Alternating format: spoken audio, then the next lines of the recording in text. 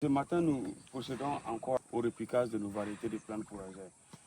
Comme ce que je disais la fois dernière, l'eau issue de cette colline et aussi de ce côté, tout se croise ici. Et du coup, c'est un passage d'eau tout au long qui traverse notre ferme. Donc, l'année passée, on a procédé à la mise en place de ces cordons pierreux pour ralentir le passage d'eau. Et cette année, nous avons voulu monter un peu le créneau, puisque cette portion fait partie des surfaces non cultivables de notre ferme.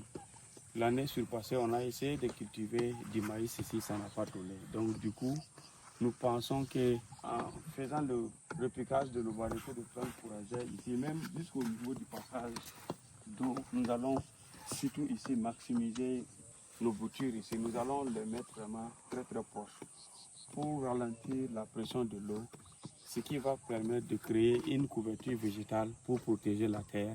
Une fois qu'on arrive à protéger la terre avec la couverture végétale, je pense que ça va créer un environnement avec le temps favorable pour d'autres cultures.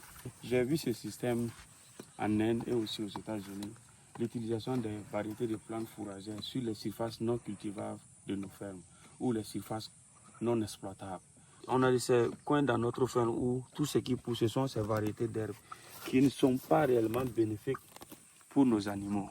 Donc du coup, l'utilisation des variétés de plantes fourragères pour recouvrir toutes ces surfaces serait vraiment un atout pour l'éleveur sahélien qui de jour en jour fait face à l'avancée du désert et aussi aux surpartirations après la saison pluvieuse. Donc, j'aimerais que vous restiez connectés avec moi durant cette aventure. Et je pense que d'ici la fin de la saison pluvieuse, je ferai une autre vidéo pour vous montrer l'état des lieux, l'avancement des choses. Merci.